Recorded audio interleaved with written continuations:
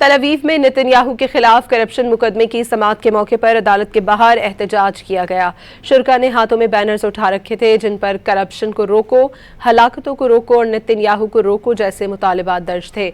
मुजाहिरीन ने loud speaker पर Netanyahu के खिलाफ शदीद नारेबाजी की।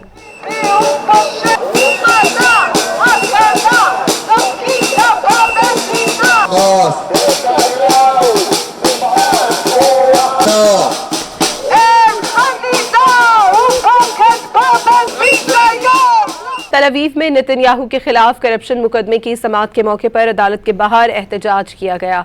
शुरका ने हाथों में बैनर्स उठा रखे थे जिन पर करप्शन को रोको, हलाकतों को रोको और नेतन्याहू को रोको जैसे मुतालिबात दर्ज थे।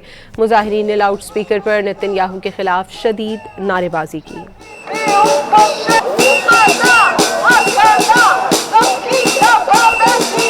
Oh